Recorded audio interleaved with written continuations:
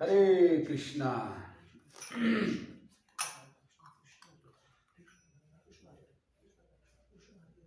जय राधा माधव जय कुंज बिहारी। जय राधा माधव जय कुंज बिहारी। जय राधा माधव जय कुंज बिहारी। जय राधा माधव जय कुंज बिहारी। जय गोपी जन वल्लभ जय गिरधारी।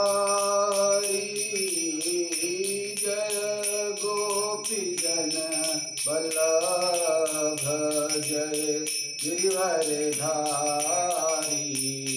जय राधा माधव जय कुंज बिहारी। जय राधा माधव जय कुंज बिहारी। जय गोपी जन वल्लभ जय गिरधारी। यशोदनंदन ब्रजन रंजन यमुना तीरवनचारी। यशोदनंदन ब्रज जन रंजन यशोदनंदन ब्रज जन रंजन यमुना तीरवनचारी। जय राधा माधव जय कुंज बिहारी। जय राधा माधव जय कुंज बिहारी। जय राधा माधव जय कुंज बिहारी। जय गोपी जन वल्लभ जय गिरधारी। जय गोपी जन वल्लभ जय गिरधारी। यशोदनंदन ब्रजन रंजन यमुना तीरवनचारी। जय राधा माधव जय कुंज बिहारी। जय राधा माधव जय कुंज बिहारी। हरे कृष्णा कृष्ण कृष्ण हरे हरे हरे राम राम राम हरे हरे।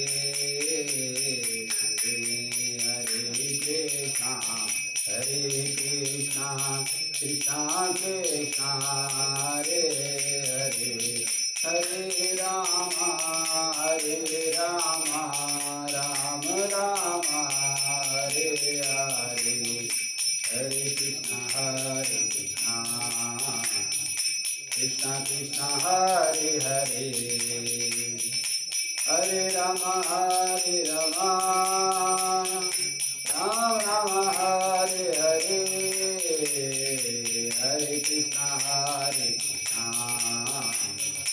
कृष्णा कृष्णा हरे हरे हरे राम राम राम हरे हरे। हरे कृष्णा कृष्णा कृष्णा हरे हरे हरे राम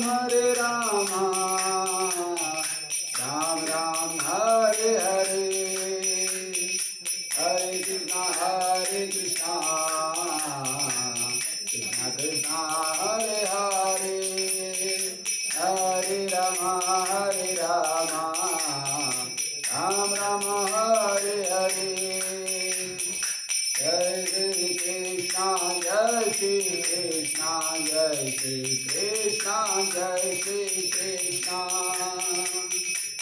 राधा राधिका राम राधा राधिका राम राधा राधिका राम राधे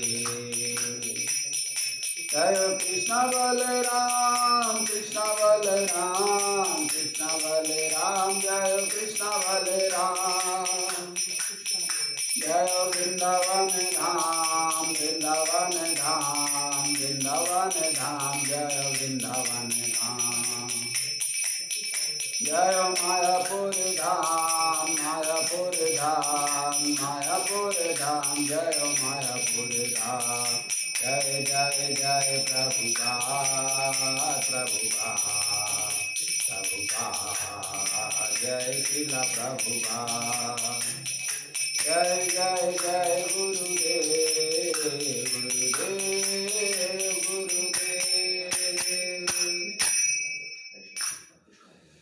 जय ओम विष्णुपाद ब्रह्मंस प्रवचकाचार्य अष्टोत्तर श्री श्रीमद कृष्ण कृपा मूर्ति वै चरणारविंद भक्ति वेदांत स्वामी शीला प्रभुपाद की जय। इस्कॉन वीवीटी संस्थापकाचार्य श्री भक्त वेदांत स्वामी शीला प्रभुपाद की जय। जय ओम विष्णुपाद परमहंस प्रवचकाचार्य अष्टोत्तर श्री श्रीमद कृष्ण कृपा श्री मूर्ति भक्ति सिद्धांत सरस्वती ठाकुर शील प्रभुपाद जी महाराज की जय। अनंत कोटि वैष्णव वृंद की जय। नामाचार्य शील हरिदास ठाकुर की जय। प्रेम से कहो श्री कृष्ण चैतन्य प्रभु नित्यानंद श्री अद्वैत गदाधर श्रीवासादि गौर भक्त वृंद की जय। श्री श्री राधा कृष्ण गोप गोपिका श्याम कुंड राधा कुंड गिरि गोवर्धन की जय। वृंदावन मथुरा धाम की जय। नवदीप मायापुर धाम की जय। श्री पुरुषोत्तम क्षेत्र जगन्नाथपुरी धाम की जय।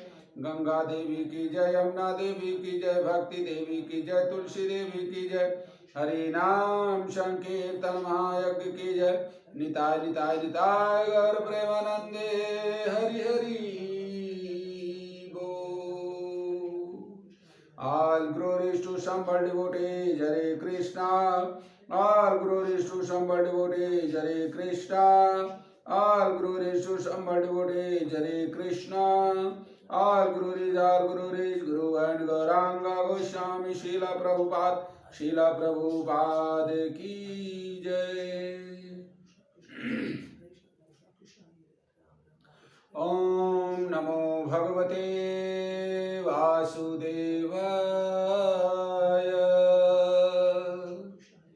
Om Namo Bhagavate Vasudevaya. Om Namo Bhagavate Vasudevaya. Om Namo Bhagavate Vasudevaya. Om Namo Bhagavate Vasudevaya. Om Namo Bhagavate Vasudevaya.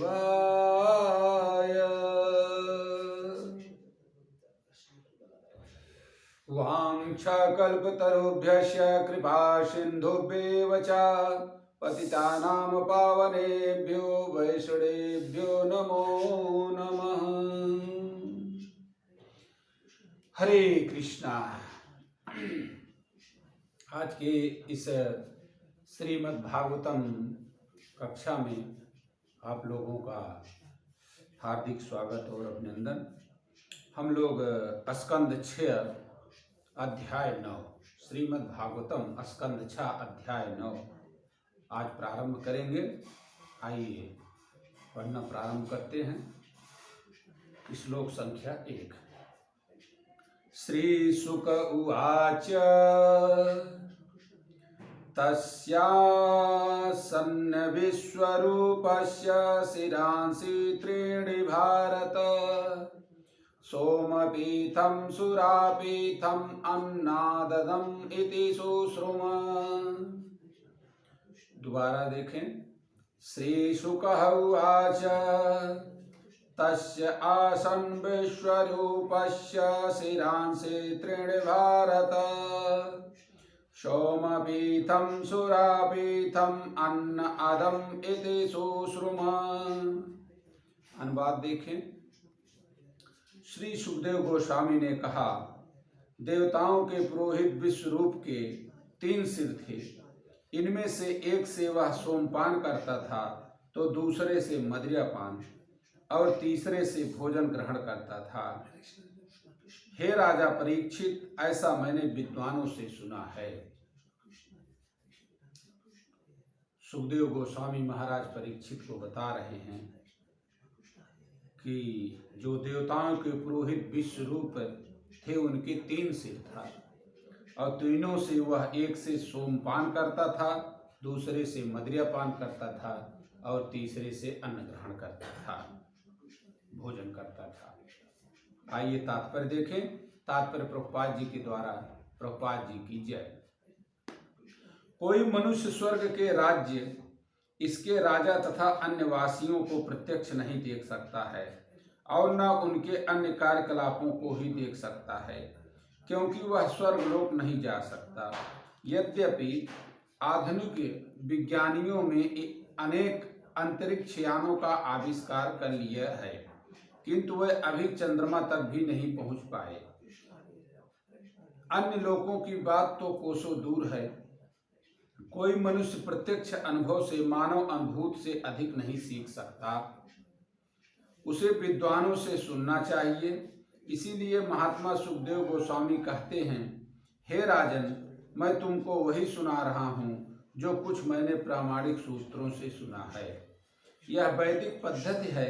वैदिक ज्ञान को श्रुति कहा जाता है, क्योंकि यह प्रामाणिक सूत्रों से सुनकर ग्रहण किया जाता है। यह हमारे झूठे प्रयोगात्मक ज्ञान के दायरे से परे है। श्लोक संख्या 2। सा वै बर्हिषि देवेभ्यो भागं प्रत्यक्षम् उच्चकैः अदददास्य पितरो देवाः शापाश्रयं नृप। दोबारा देखें। सह वै बर्हिषि देवेभ्यः भागं प्रत्यक्षम् उच्चकैः अददत यस्य पितरः देवाः साप्रश्रयं नृप। अनुवाद देखें। हे महाराज परीक्षित, देवतागण विश्वरूप के पिता पक्ष से संबंधित थे। अतः विश्वरूप सबों के समक्ष अग्नि में घी की आहुति इन मंत्रों का उच्चारण करके दे रहा था। इंद्राय इदं स्वाहा, यह राजा इंद्र के लिए है। तथा इदं अग्नये, यह अग्निदेव के लिए है। वह मंत्र का उच्चारण उच्च स्वर से कर रहा था और प्रत्येक देवताओं को उसका उचित भाग प्रदान करता जा रहा था। श्लोक संख्या 3। सा एव हि ददौ भागं परोक्षं सुरान्न प्रति यजमानो अवहद्भागं मात्र स्नेहवसानुगः। दोबारा देखें। सह एव हि ददौ भागं परोक्षं असुरान् प्रति यजमानः अवहत् भागं मात्र स्नेहवश अनुगः। अनुवाद देखें। वह यद्यप देवताओं के नाम से यज्ञ की अग्नि में घी आहुति डाल रहा था, किंतु देवताओं के बिना जताए वह असुरों के नाम की भी आहुति डालता जाता था, क्योंकि वह उसकी माता के पक्ष से संबंधी थे। श्लोक संख्या 4। स्कंध 6 अध्याय 9 श्लोक संख्या 4। वृत्तासुर राक्षस का आविर्भाव नामक अध्याय का अध्ययन चल रहा है। आइए श्लोक संख्या 4 देखें। तद्वहेलनं तस्य धर्मालिकं सुरेश्वरः आलक्ष्य तरसा भीतस्तक्ष ईर्षण्यक्षिणादृशा। दोबारा पढ़े। ततदेव हेलनं तस्य धर्म अलीकं सुर ईश्वरः आलक्ष्य तरसा भीतः ततशेषणानि अच्छिन्नतरुषा। अनुवाद देखें। किंतु एक बार स्वर्ग के राजा इंद्र को पता चल गया कि विश्वरूप देवताओं को धोखा देकर असुरों की आहुतियां दे रहा है, अतः वह असुरों द्वारा पराजित किए जाने से अत्यधिक भयभीत हो उठा और अतीव क्रोध में उसने विश्वरूप के तीनों सिरों को उसके कंधों से अलग कर दिया। श्लोक संख्या 5। सोमपीठं तु यत्तस्य शिर आसीत् कपिञ्जलः कलविङ्कः सुरापीठम् अन्नादं यत्सतित्तिरः। दोबारा देखें। सोमपीठं तु यत्तस्य शिरः आसीत् कपिञ्जलः कल्विङ्कः सुरापीठम् अन्न अदम्यत सहतित्तिरिः। अनुवाद देखें। तत्पश्चात सोमरस पीने वाला सिर पपीहे में, सुरापान करने वाला सिर गौरैया में और भोजन करने वाला सिर तीतर में बदल गया। ये जो है उनके तीनों सिर जो है काटने के बाद किसमें परिवर्तित हुआ, वही इसमें सुखदेव गोस्वामी महाराज परीक्षित को सुना रहे हैं। सोमरस पीने वाला सिर पपीहे में, सुरापान करने वाला यानी मदिरा पान करने वाला सिर गौरैया में और भोजन करने वाला सिर तीतर में बदल गया।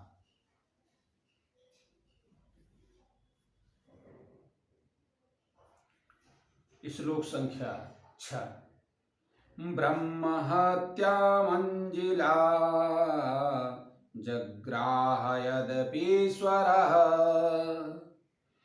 संवत्सरान्ते ददघं भूतानां सा विशुद्धये भूयं भूद्रुमयोषिदाभ्य चतुर्धा व्यवजद्धरी।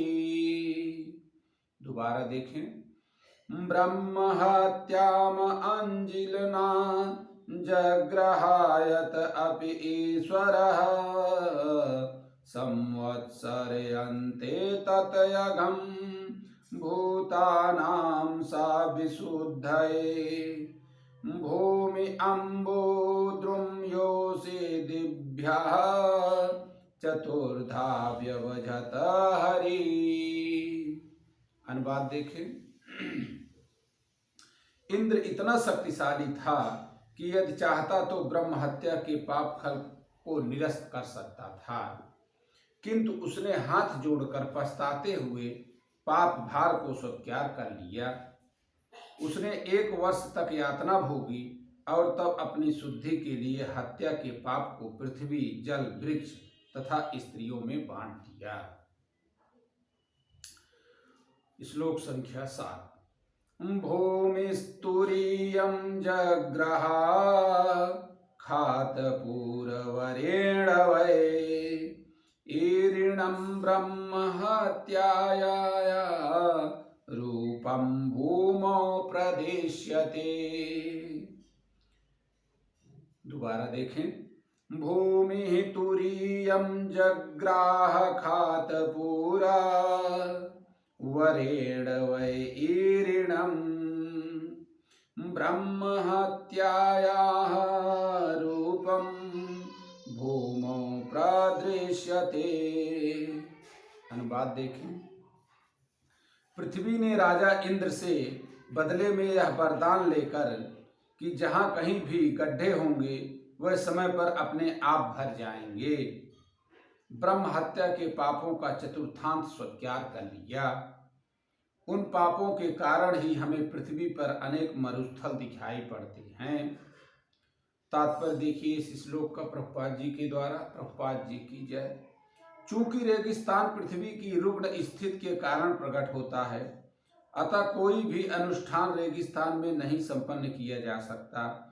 जिनके भाग्य में रेगिस्तान में रहना बदा है, उनके बारे में यह समझना चाहिए कि ब्रह्म हत्या के पाप फल के कारण वे वहां रह रहे हैं।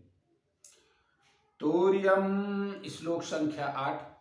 तोरियम चेद विरोहेण वरेण जिगृहुर्द्रुमा तेषां निर्यास रूपेण ब्रह्महत्या प्रदिश्यते।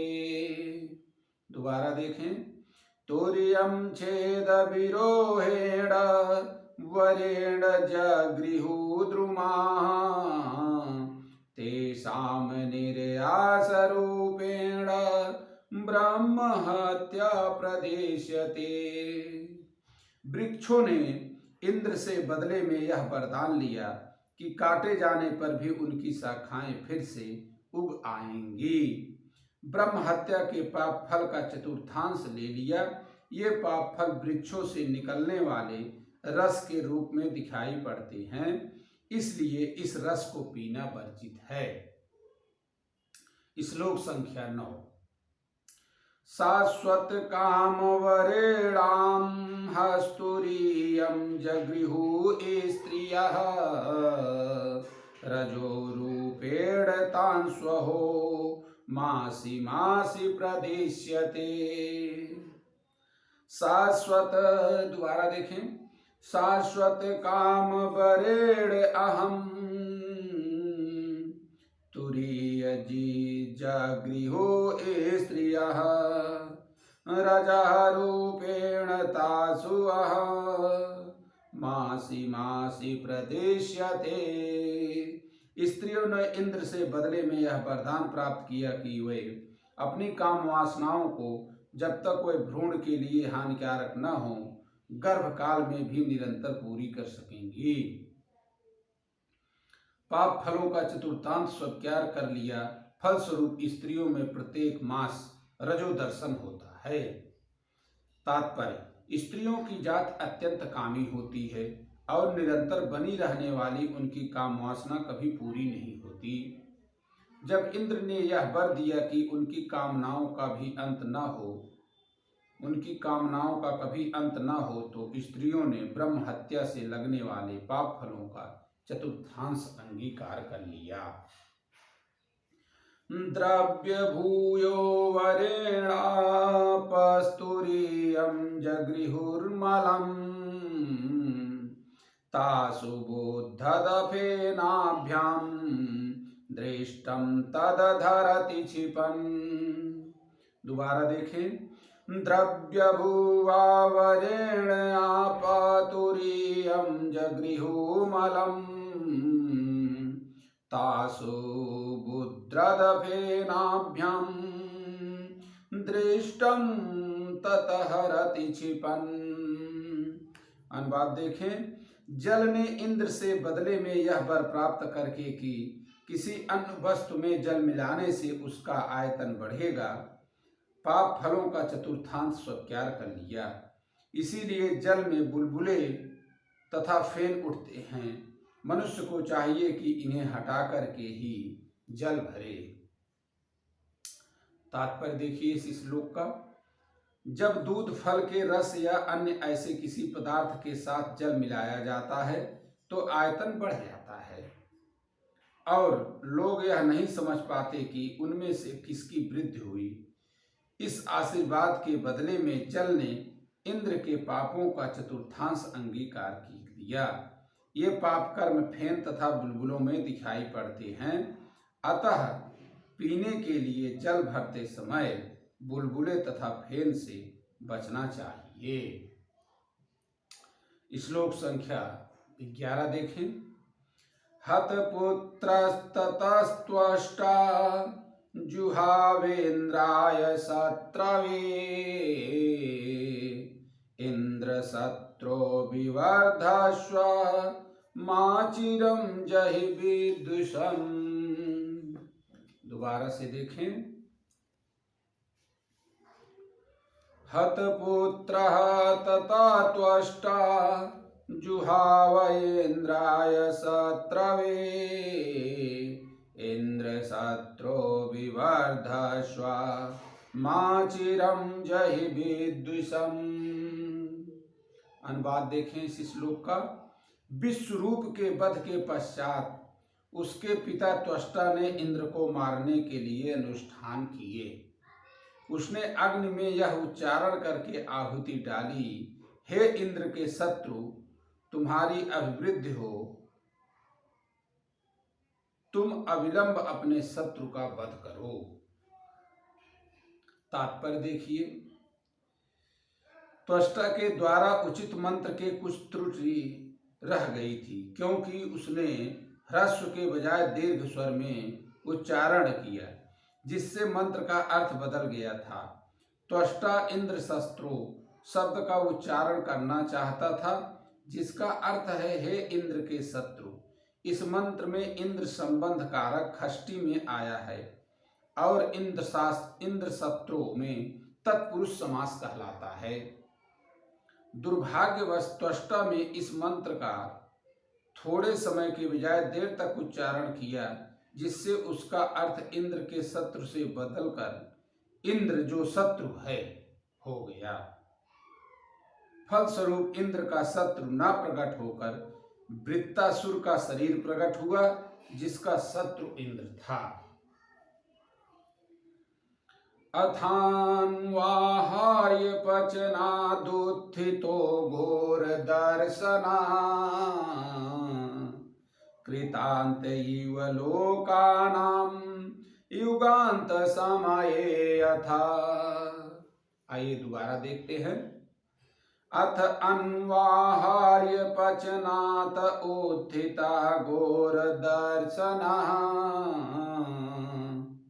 कृतांता इव लोकानां युग अंत समये यथा। अनुवाद देखें।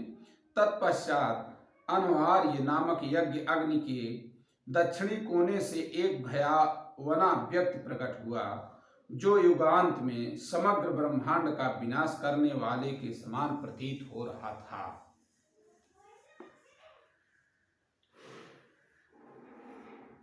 आइए श्लोक संख्या 13, 14, 15, 16, 17 एक साथ देखते हैं। विश्वविर्धमानं तुमिश्वामात्र दिने दिने दग्धशैल प्रतीकासं सन्ध्याभ्राणिकवर्चसम् तप्त ताम्रशिखा श्मश्रुं मध्यार्कोर्गलोचनम्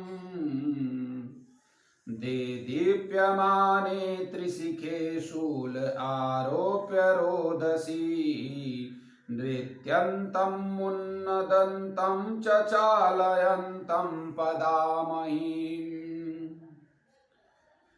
दुरीगम्भीरवक्त्रेण पिबता च नभस्थलम् लिहता जिह्वक्षाणि ग्रसता भुवनत्रयम् महता रौद्र द्रष्टेण जृम्भमाणं मुहुर्मुहुः वित्रस्तादुद्रुर्लोकावेक्ष्य सर्वे दिशो दश। शब्दार्थ इसका देखिए, दोबारा से पढ़ते हैं।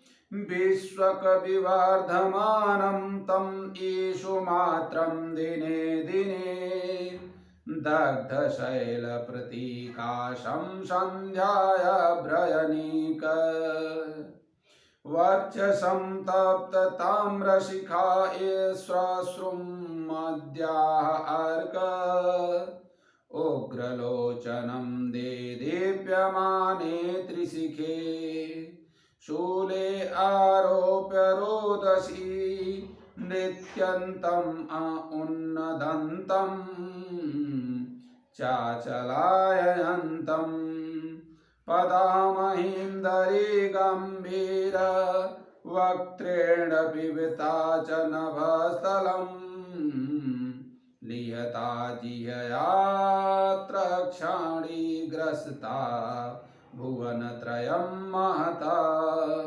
रौद्रद्राष्ट्रेण जृम्भमाणं मुहुर्मुहुर्वृतस्ताः दुद्रुलोकावीक्ष्य सर्वे दिशादशम्।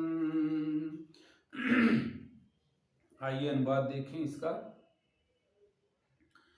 उस असुर का शरीर चारों दिशाओं में छोड़े हुए बाण के समान प्रतिदिन बढ़ने लगा। वह लंबा और काला था, मानो कोई जला हुआ पर्वत हो। वह संध्याकालीन बादलों के समूह की भांति दीप्ति से युक्त था। असुर के शरीर के बाल तथा उसकी दाढ़ी मूछें पिघले तांबे के रंग की थी। उसके नेत्र मध्याह्नकालीन सूर्य की भांति भेदने वाले थे। वह दुर्जय था और ऐसा प्रतीत हो रहा था मानो अपने प्रज्वलित त्रिशूल पर तीनों लोकों को धारण किए हुए हो। उच्च स्वर करके उसके नाचने और गाने से सारी पृथ्वी हिल उठी, मानो भूकंप आया हो। वह पुनः पुनः जम्हाई ले रहा था, मानो कंदरा के समान अपने विशाल मुख में वह सारे आकाश को निगल जाना चाहता था।